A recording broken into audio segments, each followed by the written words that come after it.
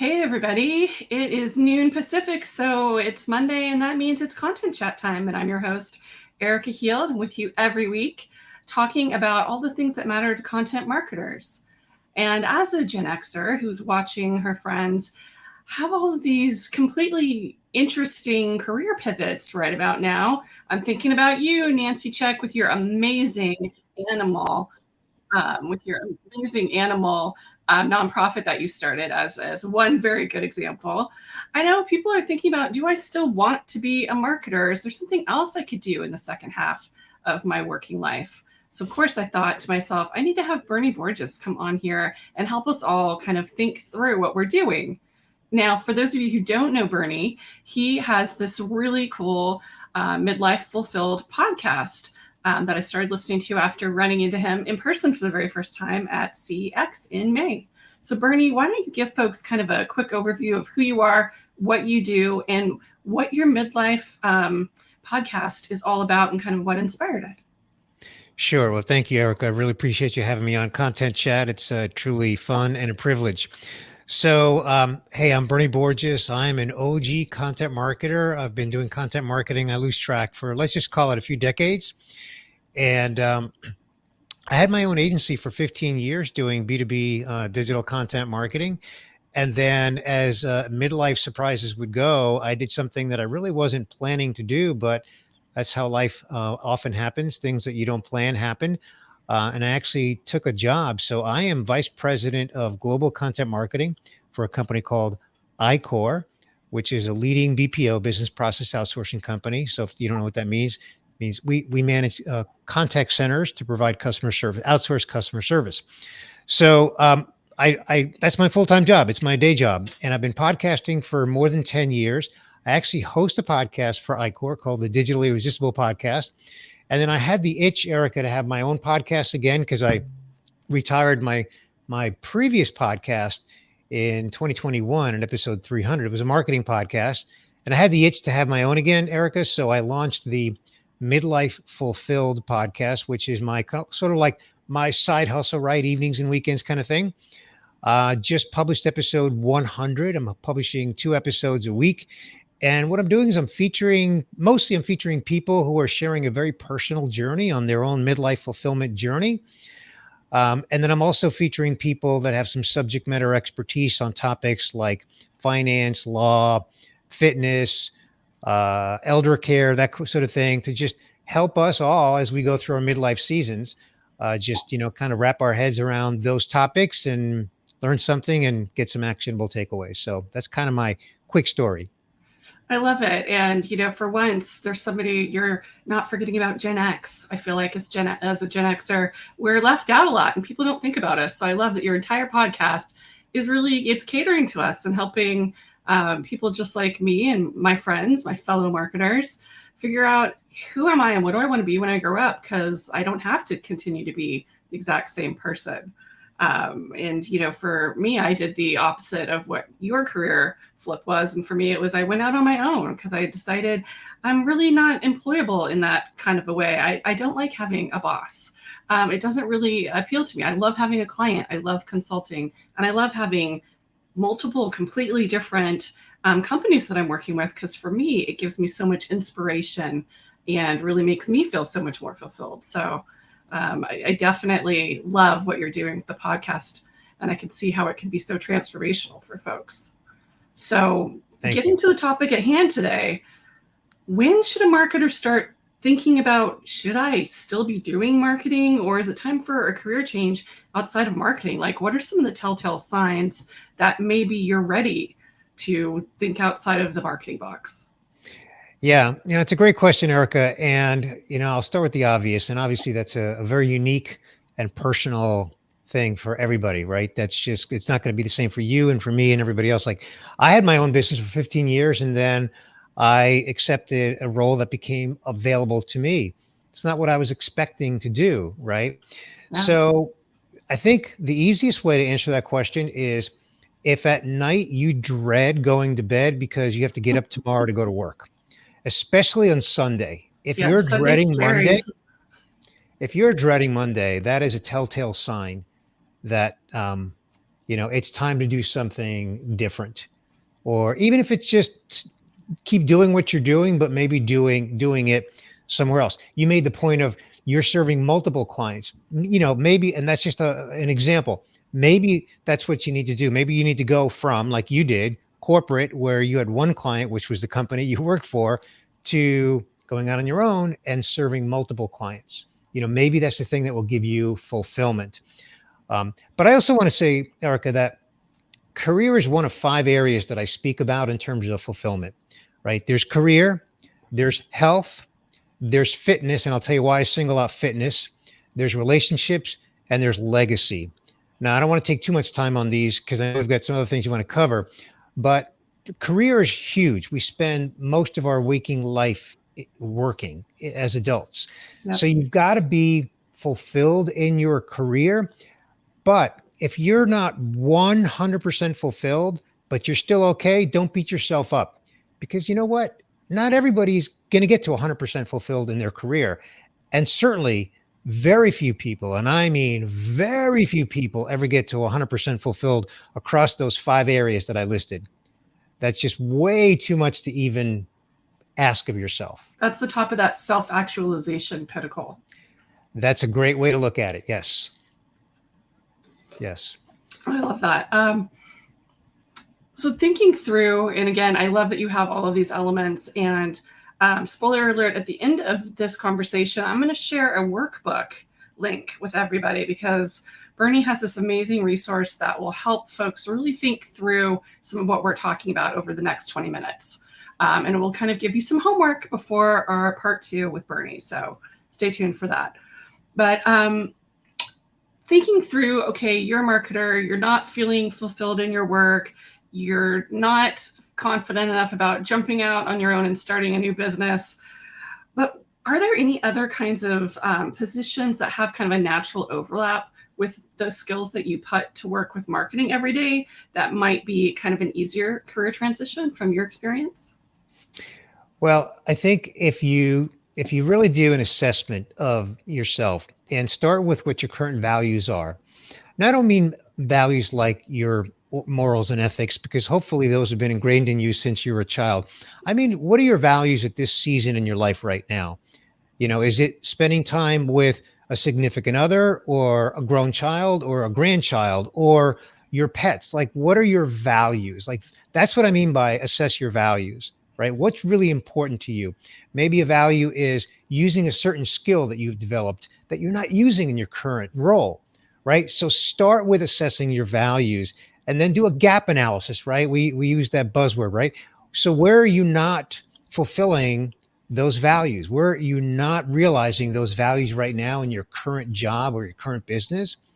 And then once you've identified that, then you can begin to think about ways that you can actually tackle that. Because now that you understand what that gap is, meaning, so I'm going to stick with the example, like let's say you've become a great writer over the last 15 years, but you're not doing enough writing.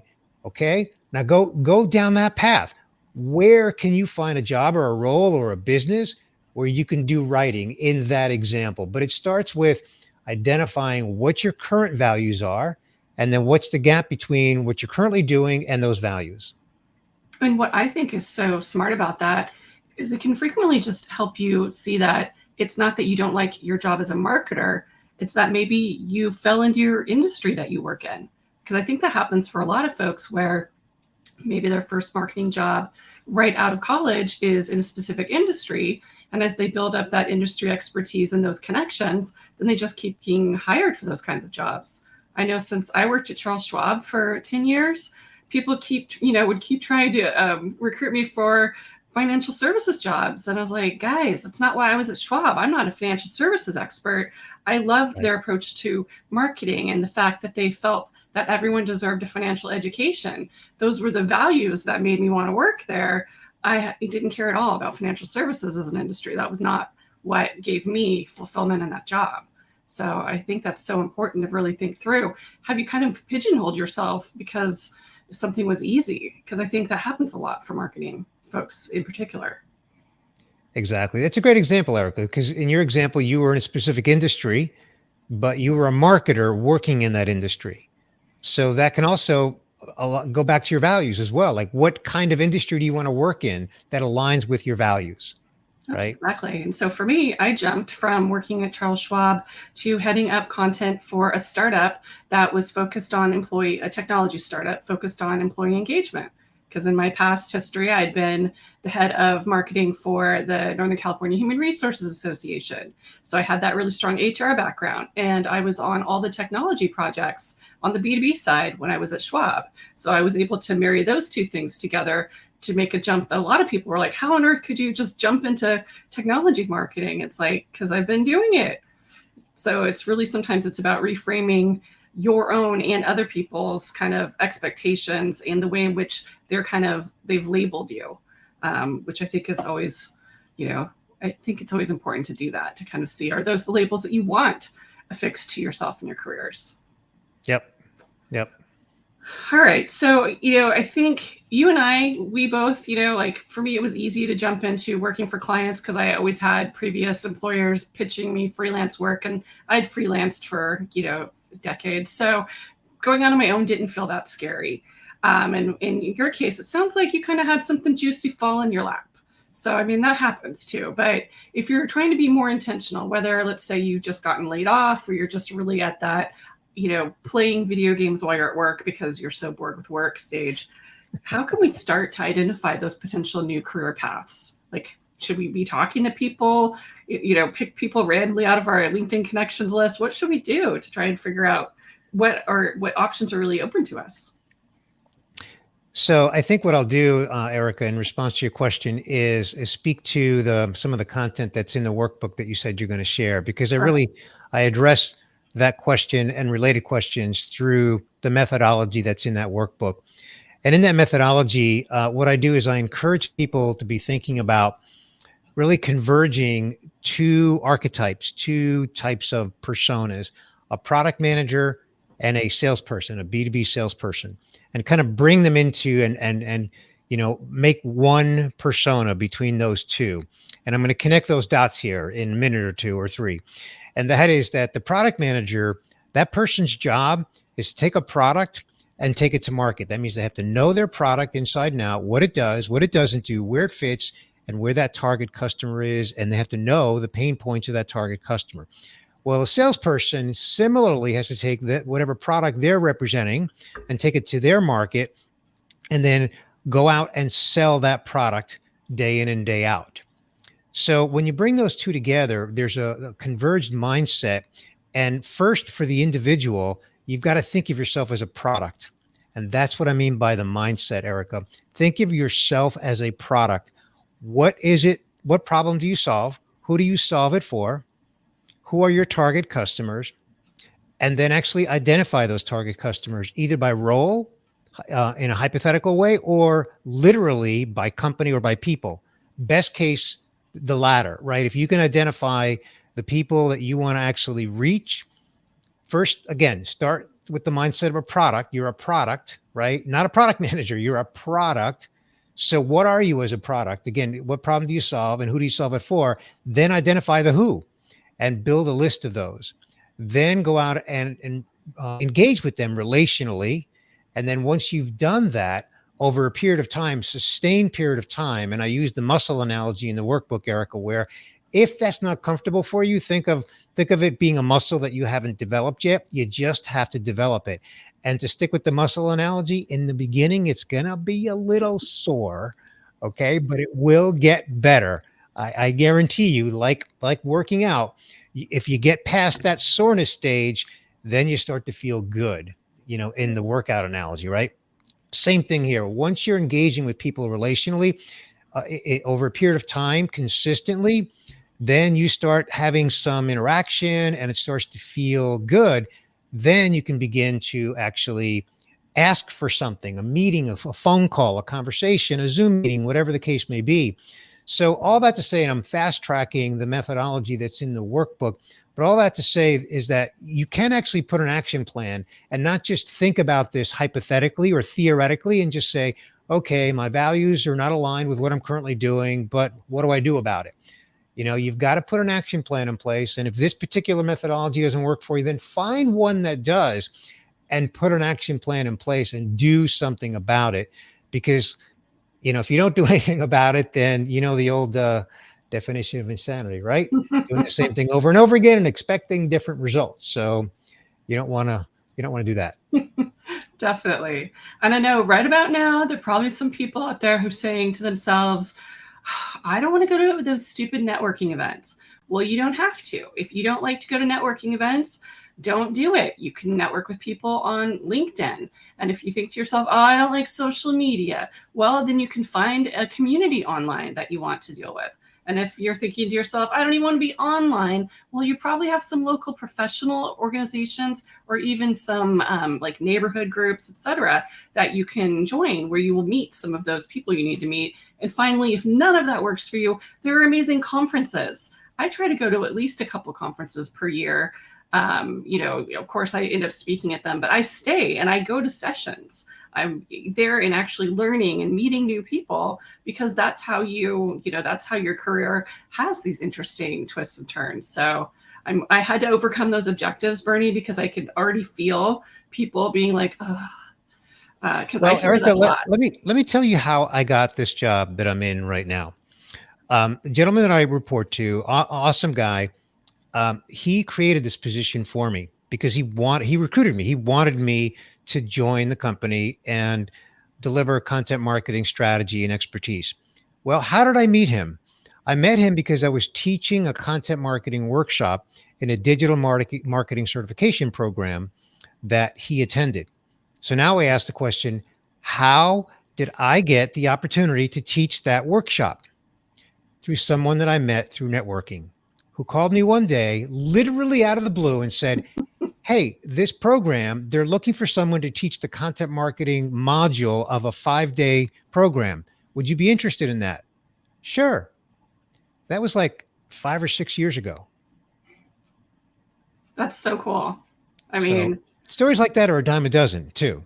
yeah, You know that, Erika. yeah, it's really about having those conversations and just being yourself, being clear on who you are and what your values are, what you're interested in, and you will find yourself collecting those people in your personal life and in your work life.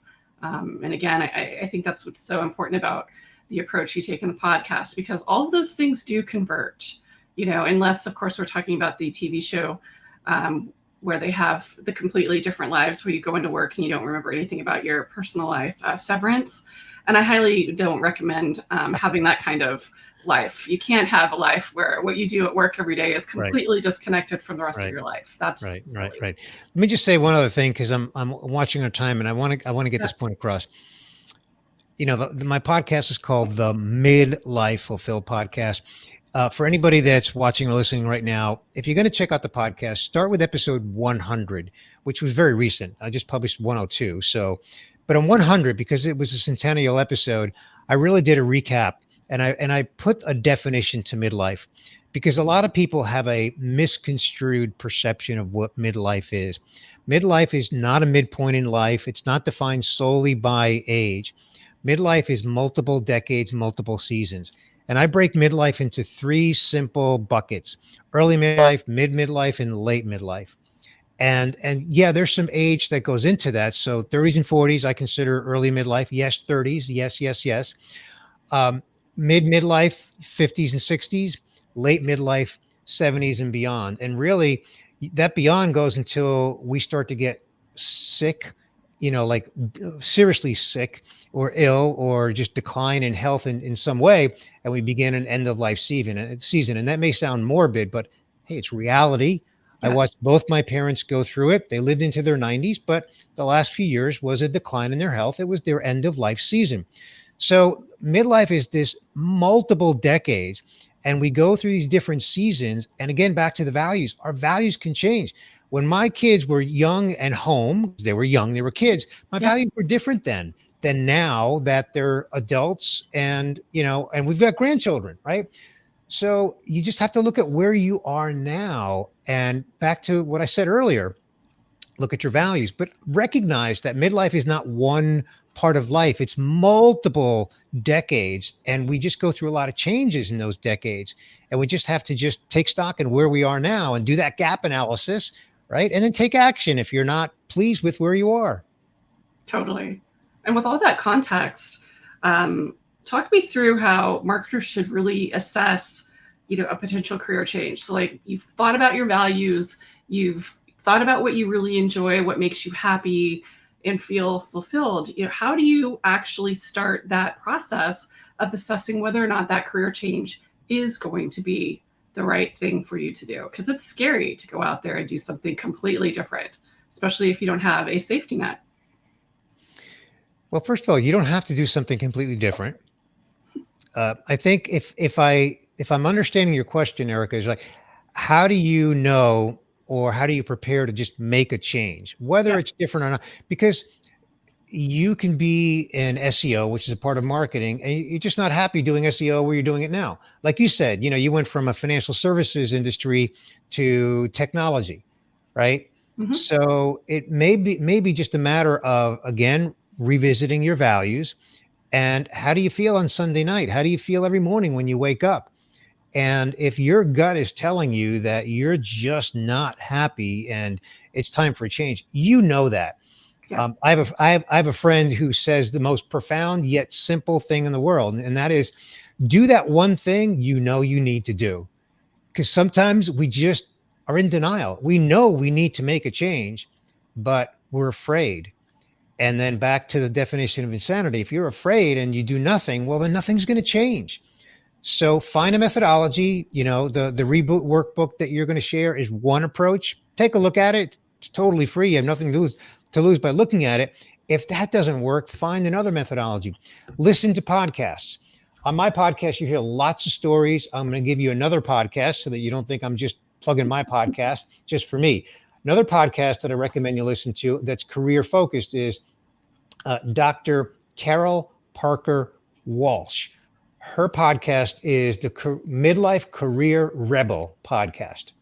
And so it's all about career in midlife. I was on her podcast. She was on mine. Her podcast is for women, but honestly, 99.9% of what she discusses, if not 100%, is for anybody. That's another podcast. So listen to podcasts, and just get ideas, get inspiration from other people that have made some kind of a change, because sometimes an idea that, sparks something for you may not spark it for me, right? And vice versa, right? So get exposed to content, informational, educational content, and then whatever you gravitate toward, just consume that content. And then when you hear something, learn something, see something that really resonates with you, take action on it. Whatever that action is for you, take some action. And let me close this point on this one comment, and that is, and I don't have pride of authorship on this, meaning I can't claim that I'm the first one to ever say this, but I love this, and that is, if you believe that you can't, you're right. And if you believe that you can, you're right. So it's up to you to believe what you want to believe. It's all about that mindset. Exactly. And we're almost out of time because I know you have to jet to a meeting because that's one of the things that comes with being in Corporate. a corporate job. Yep. But the one question I did want to ask along this realm is I think a lot of us grew up with the idea that, career hopping or job hopping was a bad thing. So what do you do if you start something new and I don't know, it doesn't feel right? Like, what is your advice for how long do you give it, or how do you assess to determine if it makes sense to stick it out, or if we should go, nice try, but not for me? Because I think, again, a lot of my peers really struggle with this. And I've seen folks stay in jobs they hated, that they were miserable in for years because they didn't want to tarnish their resume, which to me was so silly. But if you have any advice to share on making that assessment, I'd love to hear it. I'm really, what I'm going to say, Erica, is I'm going to put an exclamation point on what you just said, and that is, if you are in a job you hate, then get out of it. You deserve to be happy. You deserve to enjoy fulfillment. You deserve to have a job that you enjoy. So if you're miserable in a job, get out of it. Now, I'm not saying that it's easy and it can happen overnight, but again, take some action. Find a methodology, whether it's my reboot methodology or something here on Dr. Carol Parker Walsh's podcast, the Midlife Career Rebel, whatever it is for you, take some action because the job hopping thing, Erika, I have no concerns. Now, if someone jobs or hops around a lot, over the span of 2 years, I've had 10 jobs. Okay, that doesn't look good, right? That's pretty extreme. But I don't think we're talking about that. I think we're No. talking about, I could certainly look at someone's background and see that they were someplace for 3 months. But if you look at everything else in their history, they were 2, 5 years. Okay, 3 months is an anomaly. Whatever the circumstance is, it is what it is, right? I would not be concerned with that. You deserve to be happy. Take the action, make the move if you're miserable. That's the bottom line. How do you feel the night on Sunday night? How do you feel every morning when that alarm goes off? If you're miserable, take some action so that you're not miserable. You deserve to be happy. You deserve to enjoy fulfillment. I couldn't agree with you more. And on that note, we're going to close up this part of this podcast, but we will post the link on LinkedIn. But for those folks who are going to be watching this on YouTube and who don't want to link down to the comments, what is the URL that they can find your podcast and workbook and all this kind of good stuff at? It is all at midlifefulfilled.com. Midlifefulfilled.com. Well, thank you so much for this teaser. And we're going to leave folks on a cliffhanger here. And I encourage them to go and download the workbook before we have you back. So that way they can ask you questions about the methodology and hopefully put together a really solid plan for being happy and fulfilled in all aspects of their life. Great. So thank Thanks you for so having much me, for being Erika. my guest. I look forward to coming back. All right. Take care. Bye.